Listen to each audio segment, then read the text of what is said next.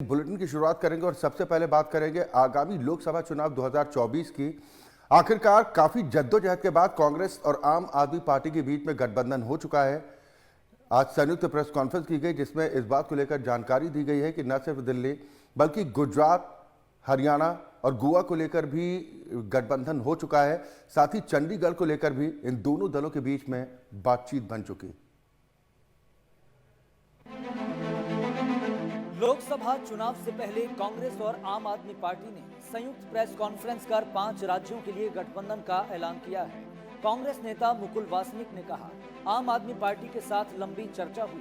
कांग्रेस और आम आदमी पार्टी के बीच सीटों का समझौता हुआ है। उन्होंने कहा कि लोकसभा चुनाव में दिल्ली में आम आदमी पार्टी 4 सीटों पर और कांग्रेस 3 सीटों पर चुनाव लड़ेगी।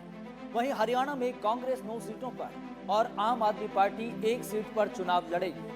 चंडीगढ़ की 1 सीट कांग्रेस के खाते में गई है। गुजरात में कांग्रेस 24 और आम आदमी पार्टी 2 सीटों पर चुनाव लड़ेगी। आम आदमी पार्टी के साथ लंबी चर्चा हुई और चर्चा के उपरांत भारतीय राष्ट्रीय कांग्रेस और आम आदमी पार्टी के बीच सीटों को लेकर समझौता हुआ है। दिल्ली लोकसभा में 7 सीटें हैं। आम आदमी पार्टी 4 पे लड़ेगी। वो 4 सीटें नई दिल्ली, वेस्ट दिल्ली, साउथ दिल्ली और ईस्ट दिल्ली। कांग्रेस पार्टी 3 सीटों पर दिल्ली में चुनाव लड़ेगी, चांदनी चौक, नॉर्थ ईस्ट और नॉर्थ वेस्ट। गुजरात में 26 लोकसभा सीटें हैं। 24 पर कांग्रेस लड़ेगी, 2 सीटों पर आम आदमी पार्टी के प्रत्याशी रहेंगे। भरूच लोकसभा और भावनगर लोकसभा की ये सीटें होगी। हरियाणा में 10 लोकसभा सीटों में से 9 सीटों पर भारतीय राष्ट्रीय कांग्रेस लड़ेगी और 1 सीट जो कुरुक्षेत्र की है वहां पर आम आदमी पार्टी के प्रत्याशी लड़ेंगे। चंडीगढ़ को लेकर लंबी चर्चा हुई, लेकिन आखिरी में यह तय किया गया कि चंडीगढ़ में भारतीय राष्ट्रीय कांग्रेस के प्रत्याशी चुनाव लड़ेंगे। गोवा में भी, खास करके दक्षिण गोवा में विस्तार से चर्चा हुई, लेकिन फिर यह तय किया गया कि गोवा की दोनों सीटें ये भारतीय राष्ट्रीय कांग्रेस पार्टी लड़ेंगी। शनिवार को कांग्रेस की तरफ से मुकुल वासनिक और आम आदमी पार्टी की तरफ से सौरभ भारद्वाज और आतिशी ने सीट शेयरिंग की औपचारिक घोषणा की। गोवा की दोनों लोकसभा सीटों पर कांग्रेस अपने कैंडिडेट उतारेगी। पंजाब के लिए गठबंधन पर बात नहीं बनी। इंडिया की सदस्य आम आदमी पार्टी और कांग्रेस के बीच शुक्रवार को दिल्ली में बैठक हुई थी। दिल्ली की 7 लोकसभा सीट के लिए दोनों पार्टियों ने 4 और 3 का फॉर्मूला निकाला है। 2019 के लोकसभा चुनाव में सभी 7 सीटों पर बीजेपी ने कब्जा जमाया था।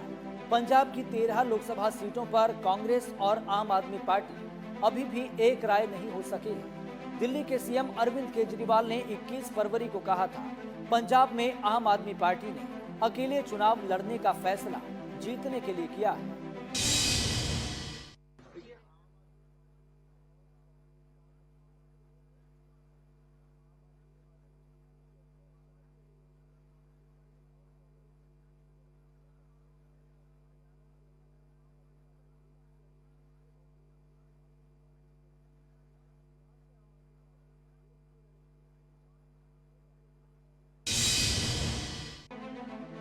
गुजरात में कांग्रेस 24 सीटों पर चुनाव लड़ेगी। आम आदमी पार्टी गुजरात की 2 लोकसभा सीट भरूच और भावनगर पर चुनाव लड़ेगी। हरियाणा में 1 सीट कुरुक्षेत्र आम आदमी पार्टी के खाते में गई है। इसके साथ ही गोवा की दोनों सीटों पर कांग्रेस ही चुनाव लड़ेगी। उधर टीएमसी ने असम में 2, मेघालय में 1 सीट मांगी है, जिस पर कांग्रेस और टीएमसी में चर्चा चल रही है। कहा जा रहा है कि कांग्रेस मेघालय सीट देने की इच्छुक नहीं है।